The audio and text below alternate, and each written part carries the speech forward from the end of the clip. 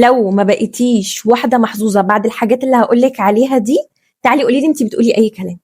انا هقولك خطوات عملية تعمليها، والله العظيم هتبقي انسانة محظوظة. الفرص بتتفتح لها، الابواب بتتفتح لها، بتبقى مستغربة ايه اللي بيحصل في حياتها ده، والناس هتحسدك على حياتك، على خطوات عملية تعمليها.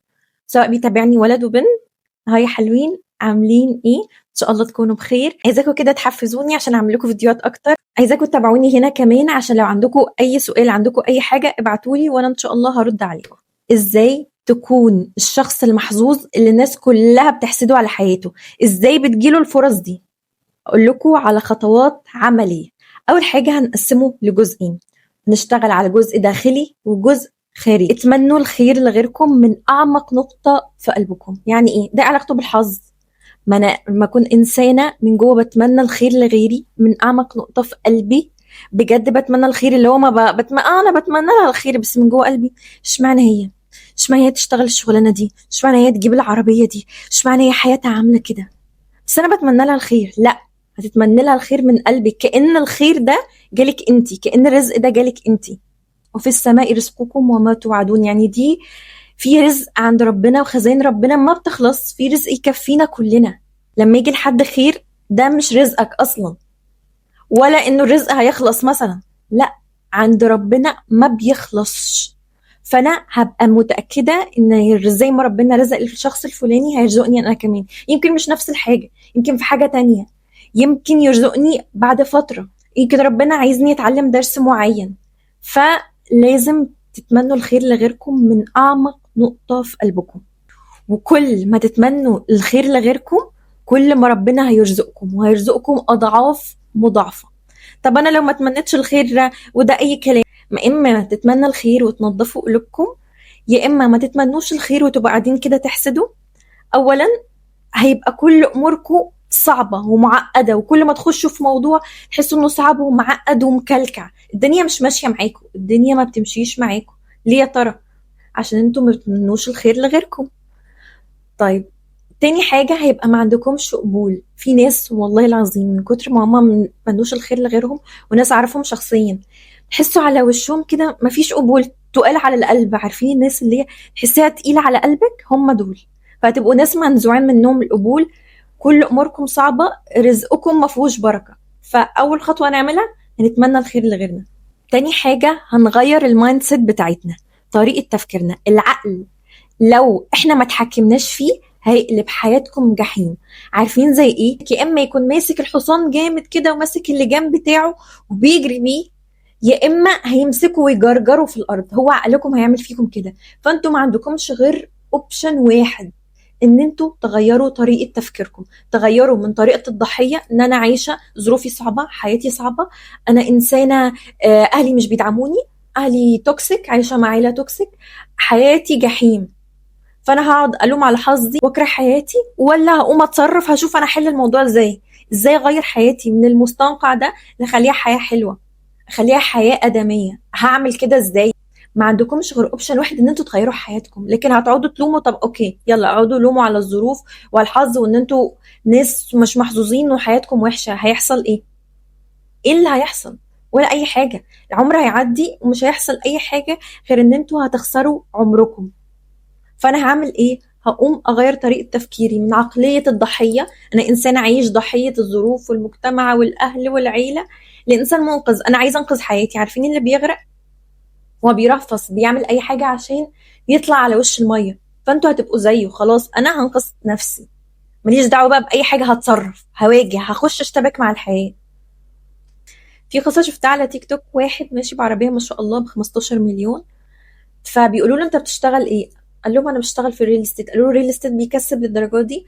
قال لهم انا من 4 سنين انا كنت تحت الصفر، خسرت وظيفتي، بعدها بدأت في مشروع مع صحابي، بدأت الكورونا خسرت كل فلوسي، بعديها بسنة خسرت والدتي، بعد كده بقيت على الحديدة، ما حلتيش اي حاجة. ما كانش عندي اوبشن واحد، ما كانش عندي غير ان انا انجح. خلاص انا تحت الصفر، ما عنديش اي حاجة، فما كانش قدامي غير ان انا انجح. ما شاء الله ماشي بعربية 15 مليون، فهو اكيد عايش في مستوى حلو. هو كان ممكن يقعد يلوم على حظه، وممكن يتجه في سكك غلط. فالانسان خلاص انت ما قدامكش غير ان انت تنقذ نفسك، قدامكيش غير ان انت تنقذي نفسك وتنقذي حياتك، مفيش اوبشن تاني. تاني حاجة في المايند سيت بتاعتنا لازم نفكر ان ربنا ممكن يرزقنا من حيث لا نحتسب. يعني ايه؟ يعني مش ان انا بشتغل في الشهر ب5000 جنيه فهيجي لي 5000 جنيه، ممكن يرزقك ربنا من حيث لا تحتسبي، فعلا انت مش عاملة حسابه يجي لك فلوس انت مش عاملة حسابها. ممكن ان ربنا يرزقك بفلوس مثلا او رزق انت اصلا مش مخططه له. فخليه عقلكم متفتح واسع في البوينت دي. نشتغل على الجزء الخارجي. دلوقتي انت انسانه لو جاتلك فرصه هتعرفي تستغليها نفسيا وجسديا وعقليا؟ انت جاهزه للفرصه دي ولا لا؟ ازاي بقى تعرفي؟ لازم نشتغل على نفسنا خارجيا. يعني ايه؟ لو قابلتي مثلا شخصيه مهمه او حد صاحب بزنس كبير او رجل اعمال، هتعرفي تعرضي عليه شغلك، تعرضي عليه البيزنس بتاعك، تعرفي تتكلمي معاه وتعرضي عليه خبراتك انك تشتغلي معاه في الشركه بتاعته؟ ولا تقولي لا مكسوفه، لا شبه الشحاتين، لا شكلي هيبقى وحش لو عرض، لا ده ممكن يحرجني؟ هتعرفي تستغلي الفرصه اللي هتجيلك دي، وممكن تكون دي النقله اللي تغير حياتك وتشتغلي في مكان كويس. وتقولي له لو في تدريب في اي وقت انا ممكن اتدرب فيه او انضم للشركه بتاعت حضرتك، بتقولي لا معلش ما هكسف، هبقى مكسوفه. جاوبيني كده واكتبي في الكومنتات تحت، انتي هتعملي كده؟ هتكوني جاهزة ولا لا؟ لو فتح لك باب هتعرفي تفتحي الباب وتخشي بكل ثقة ولا هتتكسفي ولا انا مش مستعدة؟ عايزة تعرفي انتي محظوظة ولا لا؟ هقولك على 4 حاجات لو انتي بتعملي حاجة منهم اعرفي ان انتي انسانة محظوظة والحظ هيجيلك في اقرب وقت. ايه الحاجات دول؟ دي نظرية نفسية اسمها ذا لاك فاكتور، ودي عوامل الحظ. ايه عوامل الحظ؟ ان الشخص ده يكون اوبن مايند، منفتح، ان هو لو جات له فرصة هيخش ويجرب. انا هخسر ايه؟ لو قابلت رجل اعمال ممكن يدعمني في البيزنس بتاعي، او شخص ممكن يقدمني في الشركة بتاعته، او اتش ار شغال في شركه تاخدي رقمه وتقولي له لو في اي فرصه انا ممكن اشتغل في الشركه دي، لو في اي تدريب انا ممكن انزل. الاشخاص دول مش مكسوفين من نفسهم، مش مكسوفين ان هم يخسروا او حد يحرجهم، هم مش مكسوفين، هم مستعدين. فدي اول حاجه. تاني حاجه عندهم تفاؤل ايجابي. يعني ايه؟ يعني هم متوقعين الخير، ان شاء الله الشخص اللي هروح اكلمه ده هيفيدني مش هيحرجني، ان شاء الله خير.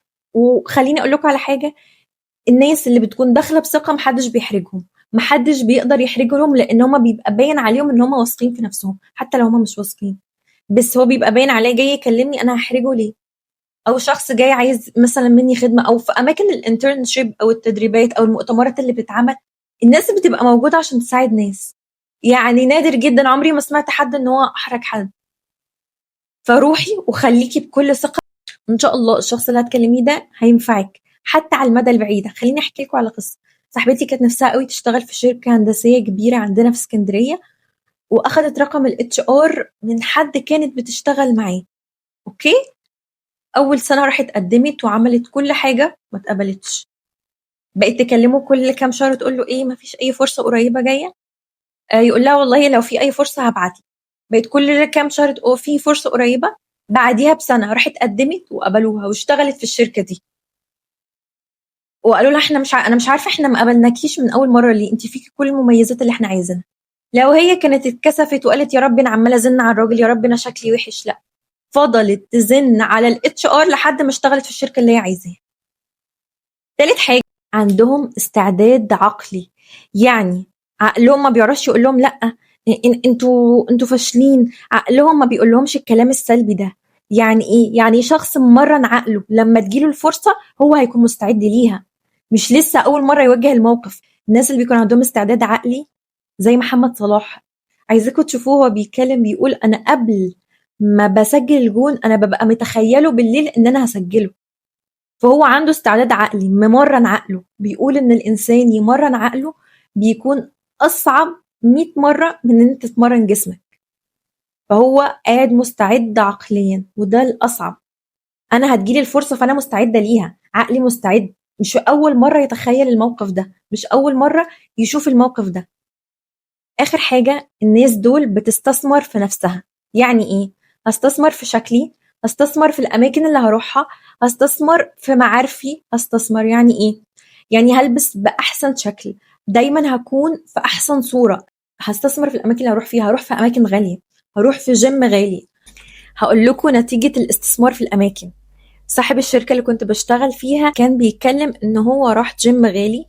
الشخص اللي بيلعب جنبه ده شخص صاحب براند كبير، فهو بيتكلم معاه. الكلام ده كان 2016، لسه السوشيال ميديا ما بقتش سهله زي دلوقتي، فما كانش ناس كتيره بتشتغل فيها. بيقول ان هو جاء قال له تعرفوا على بعض، وبعدين قال له والله انا عندي براند بس مش عارف حوارات السوشيال ميديا والفيسبوك والكلام ده بيتعمل ازاي، نفسي حد يساعدني. قال له ده انا بشتغل في المجال ده، بشتغل فريلانسر، انا ممكن اساعدك في الموضوع ده.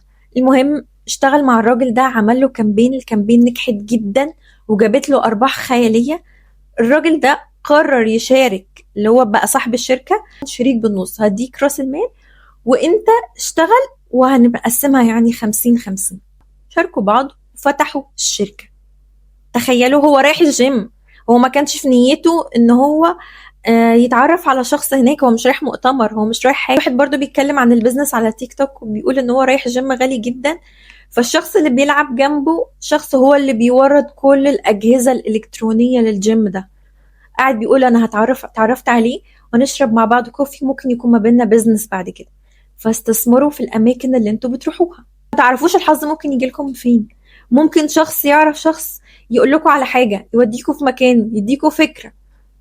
فاللي بيقول معرفه الناس كنوز، معرفه الناس كنوز، بس الناس الصح.